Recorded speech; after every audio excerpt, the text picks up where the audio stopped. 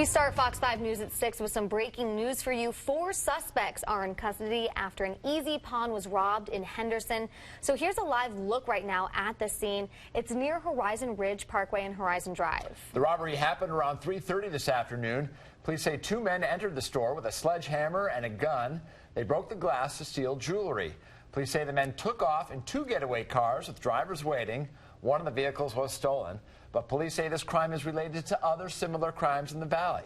The 2 men and 2 getaway drivers left the vehicles at a nearby neighborhood.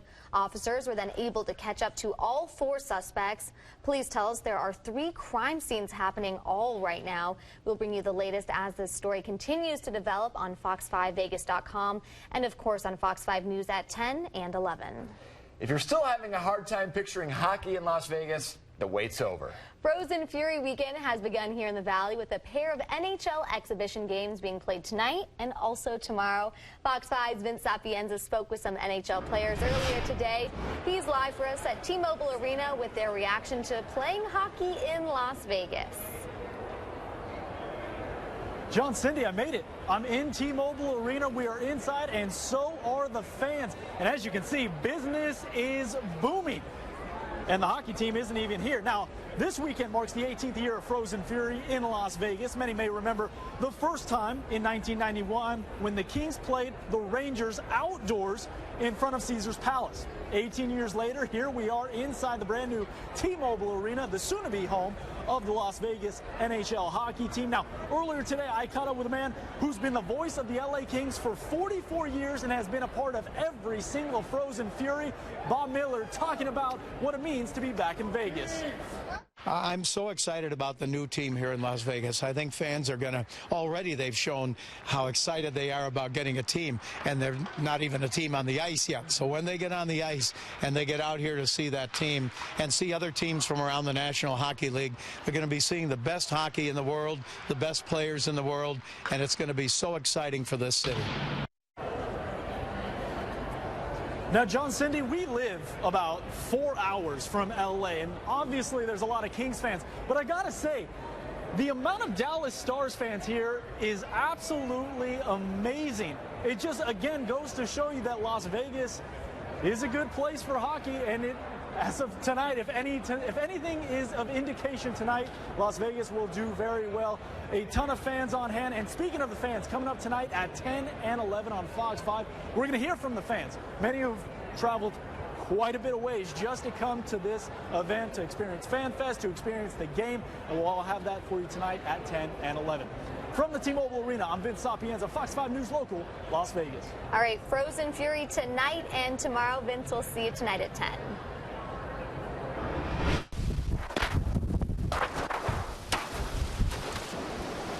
How many kids are in there? 20? Hurricane Matthew has weakened as it skirts along the southeast coast, but the storm is still considered dangerous, and it has left a path of destruction. It's packing winds of more than 100 miles an hour. So far, more than 300 people have died in the Caribbean, and at least 1 person also in Florida. Officials say a tree fell on a woman's home. She was taken to the hospital where she later died. President Obama has warned people in the area to not let their guard down. This is still a really dangerous hurricane, that the potential for storm surge, flooding, loss of life, and severe property damage continues to exist, and people continue to need to follow the instructions of their local officials. President Obama has now declared a state of emergency in North Carolina. Tens of thousands have been staying in shelters across Florida and South Carolina. So tracking the storm's path right now is our own chief meteorologist, Ted Pretty. Yeah, these are the latest stats, John and Cindy, that we did get from the National Hurricane Center in Miami around 5 o'clock our time. Category 2 storm, winds to 109 miles an hour, with those gusts 132 miles an hour, and 10 miles an hour, the forward movement of this storm straight north of its current location. So take a look at where it is right now. It's moving in towards the Savannah, Georgia area right now, and it's expected to start to move towards the north and towards the east once we get into the early hours of tomorrow. But that's exactly the time frame it's supposed to make close to landfall around Savannah. Let's take a look at the map right now and show you where this storm is. Now, take a look. It's about 100 miles south of Savannah, Georgia right now, but it's continuing to move up around 10, 11 miles an hour. So doing some quick math, around 6 a.m. tomorrow morning is when this storm is expected, if it stays on its current track, to be moving right into Savannah. And a little different situation now than the last couple of days, because this storm has been skirting the coast, kind of scraping the coast of Florida and Georgia so far, but now more of a perpendicular type of landfall that we expect there. And that's when you typically get the strongest storm surge, and that's what they're going to be fearful of around the Savannah area and areas north of that location over the next stretch of hours. We'll give you the latest on this. We get the latest from the National Hurricane Center at 8 o'clock tonight. Then again at 11 o'clock tonight, we'll fill you in on the latest changes, if any, to the current status of Hurricane Matthew around those times. Let's get back over to the anchor desk. Thank you. Well, a violent robbery at a busy Las Vegas gas station. It was all caught on camera. Now police are asking for your help to find the suspect who picked up a man and threw him to the ground before taking several things from him.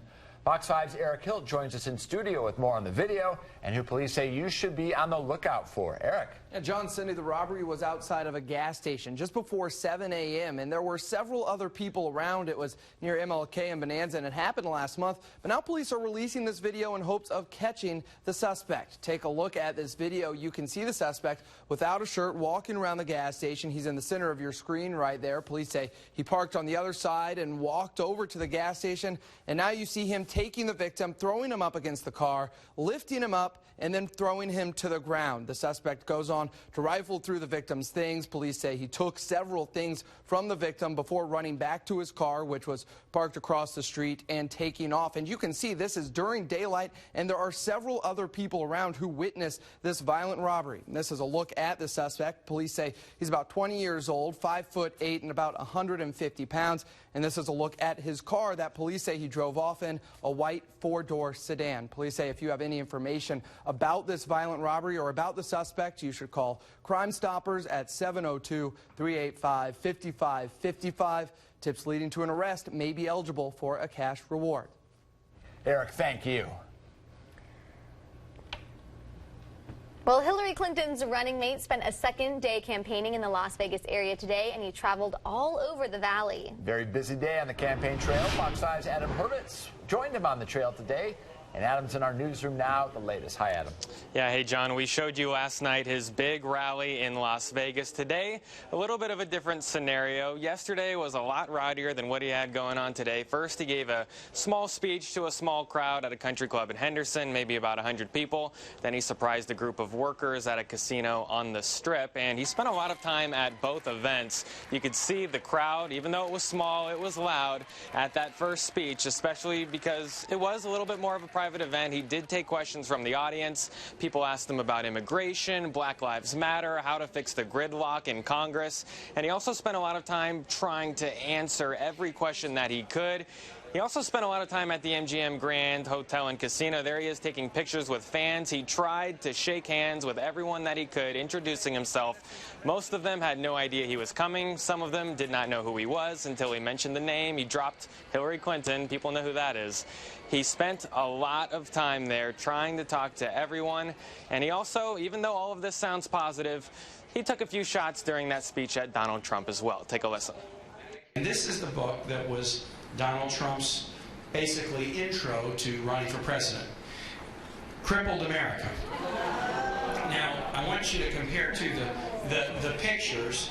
So one is kind of happy and upbeat and optimistic, and one, no, I didn't pick that picture of Donald Trump. That was the picture that he chose for himself.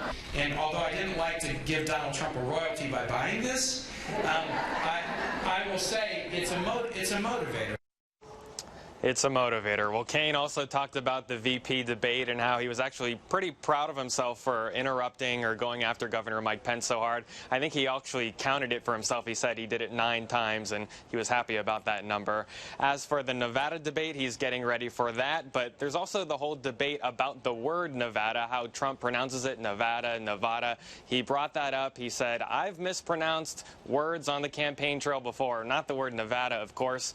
He says Trump should not get a free pass, especially because only Donald Trump could handle it the way he did by being so stubborn and trying to defend it after the fact. We're live in the newsroom. Adam Hurwitz, Fox 5 News, local Las Vegas. Adam, did Kane say anything about this tape that was released today of comments Trump made about women back in 2005, I believe? Yeah, we were able to talk to him, kind of do some one-on-ones when he was at the casino, and we did ask him about that. His reaction was kind of what you would expect. He said it's disgusting. He says every time one of his campaign staff comes up to him and says, Trump said this, he doesn't believe it, because every time Trump says something, he says, I can't believe it until I actually see it for myself. This, of course, is one of those examples. All right, another revelation that may make the debate on Sunday. Adam, thank you. All right, we're going to take a quick break, but we're going to be right back.